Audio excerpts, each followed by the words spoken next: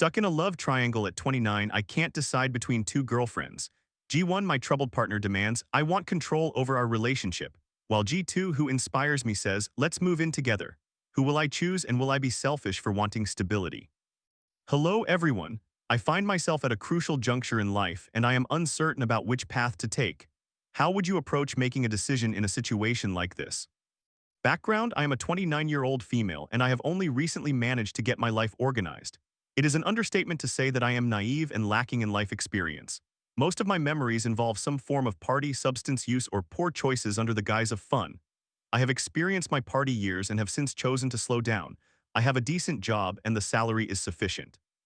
I own a car, participate in hobbies that are average, and maintain a social life that I would describe as adequate, neither wonderful nor terrible. Honestly, I enjoy my life a great deal. While it may not be thrilling, I am never bored. I identify as a monogamous woman, but at this point I technically have two girlfriends. Given this situation, it is imperative that I stop being indecisive and make a choice that will significantly affect the trajectory of my life in the foreseeable future. Girlfriend 1: I met girlfriend 1 a little over a year ago when I was 28 and she was 22. Typically, I have a strict age range for dating. I was aware that the age gap might pose a challenge, but I was feeling very lonely, and she was the only person I was in contact with at that time. She presents as far more mature than she actually is, and I quickly found myself drawn to her. I later discovered that she relies on her mother's income. Her mother appears to be wealthy, as she has been covering girlfriend 1's education, housing, and food expenses for years. Girlfriend 1 does not hold a job for more than a few months and hates the idea of working. She is angry and depressed most of the time, and the only things that lift her spirits are sex, cannabis, or having money spent on her. She does not seem fond of people, and I often wonder why she even likes me. She has issues with control and becomes upset unless I permit her to make every major decision for us, even when those decisions are objectively unwise. This is not my interpretation. She has explicitly stated, I want to control our relationship, or I want a girlfriend who does not question me and is obedient. In retrospect, she pressured me into moving in with her when I was very emotionally vulnerable and did not want to risk losing the only person in my life at that time. I moved in hoping that she would either finish school or find a job. However, she dropped out and refuses to seek employment, and asking her to find work jeopardizes her mood, which in turn negatively impacts my week due to the length of time it takes her to recover from being upset. She even got hired for a job but did not show up on her first day because she believes that service work is beneath her. There was a period when she would become upset over something I supposedly did and would break up with me, loudly ranting while I worked from home, which made me increasingly dislike life until she would unbreak up with me later that day, leaving our prior issues unresolved. This pattern became so routine that I would sit there silently, accepting her anger until she calmed down. After months of being told by the woman I love that she hates me, I became numb. For a time, I was convinced I was a toxic girlfriend ruining her life because that was all I heard for months. Her sex drive is very high while mine is quite low. She desires it frequently while I often do not. Because of this mismatch, I gave her the all clear to sleep with whomever she wishes. Honestly, it does not bother me at all, and it helps alleviate her depressive episodes, preventing her from pressuring me into activities I do not want to engage in. Overall, this arrangement has been a positive change for us. However, it hurts when she is depressed and tells me how little value I add to her life and that I need to earn more money or she will leave me for someone who can. While I do make a decent income, I do not earn enough to support two adults without the other contributing.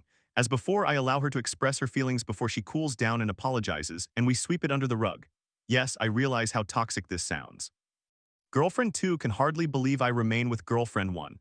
Nevertheless, girlfriend 1 and I have been together for over a year and genuinely love each other, even when it sometimes feels like we do not. She is very kind. I appreciate her sweetness when she chooses to show it. She's the kind of girl with whom I can spend every night after work. I enjoy her sense of humor and she appreciates mine. Although we faced challenges for a few months, the past 30 days have been quite good with a few minor setbacks. I love her, I truly do. I just worry about what will happen when her mother eventually stops financially supporting her, and I will be the sole provider in our apartment after July. Asking girlfriend 1 to apply for jobs only leads to her mood deteriorating. Her berating me for not being able to contribute more. I allocate 90% of my income to bills and groceries. Her telling me how replaceable I am and accusing me of ruining her life even though she is the one who disrupted mine. Additionally, whenever she is angry with me, she downloads Tinder to find a better girlfriend, her words, not mine. Despite all this, I still love her and find a way to smile through the pain because I sincerely care for her. I would provide her with everything if I could, I just cannot. Girlfriend 1 motivates me to better myself. She encourages me to engage in beneficial activities such as exercising, exploring new hobbies, enhancing my self-care, and pushing me to cook instead of relying on pre-packaged food as I did before meeting her. Nonetheless, it is disheartening to spend nearly all of my income on us while she spends her limited funds on cannabis, sits in our living room playing Marvel Rivals, and experiences nightly panic attacks over her lack of income, often placing her problems on me since she also knows her family will stop supporting her after July and is aware that I cannot afford to support both of us. Her anxiety is concerning because if I choose to leave, she would be alone, and the thought of making a selfish decision that could ruin her life breaks my heart. Is it my fault if she did not prepare for adulthood the way I did? Am I selfish for wanting stability? Am I wrong for seeking more physical and emotional intimacy? Am I being unreasonable by wanting a partner who can provide for herself? As I reflect on this, I increasingly realize that girlfriend one pressured me to live with her because she feared losing her financial support and hoped to be with someone who could carry her financially. She was frantically searching for roommates, and the way she communicated with them reminded me of how she convinced me to move in with her. Despite her flaws, I still care for her deeply. I am certainly not perfect, far from it. I also do not believe she deserves to be abandoned. I was her age once and remember navigating life without direction. I would have been devastated if someone had done the same to me back then. I also question if it is wise to bet on her getting her act together, hoping that circumstances will improve. After a year, I realized that I should not have moved in with someone who is essentially a college dropout with no future plans. Now I love her too much and I have a lease with her until September. Girlfriend 2, I met Girlfriend 2 in October. We initially began as friends, spending a lot of time together without any scandalous activities. We were simply very good friends who communicated almost continuously, attended raves together, and did everything in each other's company. Inseparable, the kind of friendship where everyone assumed we were secretly dating. After December, things changed. We both acknowledged our feelings for one another. Girlfriend 2 is aware of Girlfriend 1, and Girlfriend 1 knows about Girlfriend 2. There are no secrets on my end. In the grand scheme of things, my time with Girlfriend 2 has not been extensive. We were friends on Discord for a few weeks, realized we lived nearby, started meeting up, became inseparable, developed feelings for each other, and now find ourselves in this situation. Girlfriend 2 is monogamous, and so am I. She has embarked on her career, as have I since we became girlfriends. Girlfriend 2 has treated me in a way that I wish Girlfriend 1 would. Girlfriend 2 makes me feel wanted and attractive. I believed I lacked a sex drive, but after meeting Girlfriend 2, I realized I am simply not compatible with Girlfriend 1 sexually. Girlfriend 2 possesses a myriad of nerdy and quirky interests that align with mine. Do you have any idea how challenging it is to find a woman who shares an appreciation for Godzilla and dubstep? And all I want is to intertwine our worlds. Girlfriend 2 has expressed a desire for me to move in with her once my lease concludes, allowing me to stop living with someone who seemingly makes me feel miserable. If it were not for Girlfriend 1, I would already be living with Girlfriend. However, this situation bears resemblance to what I experienced with Girlfriend 1. While I am confident Girlfriend 2 can live independently without support, it is interesting that her feelings for me have developed just as we may need new roommates, placing me in a vulnerable position. She is well known in her community and travels frequently for work. While I am fine with her career, I anticipate feeling lonely most of the time since she must travel often. I am also apprehensive about risking my living situation again and potentially placing myself in an unhappy environment, although under different circumstances this time with someone I barely know. Girlfriend 2 claims she loves me. However, I do not think we have been in a relationship long enough to warrant that term. I fear entering a similar situation where I move in with someone who allegedly loves me without truly knowing me. The distinction here is that she is closer to my age, shares similar interests, and displays genuine enthusiasm for being with me. I also enjoy being in public with her, while I occasionally dread being seen in public with Girlfriend 1 due to her treatment of me. The question. Here I am uncertain about what steps to take next. Should I remain with the woman I have loved for the past year, fearing to leave her alone in the world to fend for herself, or should I choose someone who is closer to my age, shares similar life experiences and interests, and desires me the way I wish to be desired? I feel incredibly selfish for finding myself in this predicament, but it has unfolded in this manner. I would take time to be on my own, but I also crave love and connection. Story 2. My partner claimed he was just friends with his ex Tania, but I caught him lying when he said he hadn't heard from her. I don't want to hurt her, he insisted. I'm heartbroken. Was I too controlling, or is this friendship truly crossing the line? Hello, I 47F and my partner 46M have reached a standstill in our relationship. We met online 9 months ago and met in person just over 4 months ago. He has maintained a best friends relationship with his ex Tania. He was transparent about their friendship from the beginning. They took a 2-week holiday together with her children, and I did not think much of it since we were only chatting online. After a couple of months of online communication, we decided to meet in person, and during that time we had our first argument about her. He informed me that she would be visiting with her son for lunch, which I found perfectly fine. He then called me from his car and casually mentioned that he was on his way to see her and would be staying the night at her home. She lives a couple of hours away. I immediately felt uneasy and became very upset as I sensed he had intentionally misled me regarding his visit with her. He claimed he always sleeps in her son's room and asserted that nothing inappropriate was happening. He became defensive and angry, prompting me to hang up on him. When we discussed it later, he expressed his anger because he realized he would eventually have to choose between us, and he was not ready to make that choice yet. I continuously tried to clarify that my upset stemmed from the dishonesty, not the friendship itself. Eventually, we moved past the disagreement and met in person, which was amazing. We had an instant connection, fireworks, and enchantingly romantic weekend in Paris.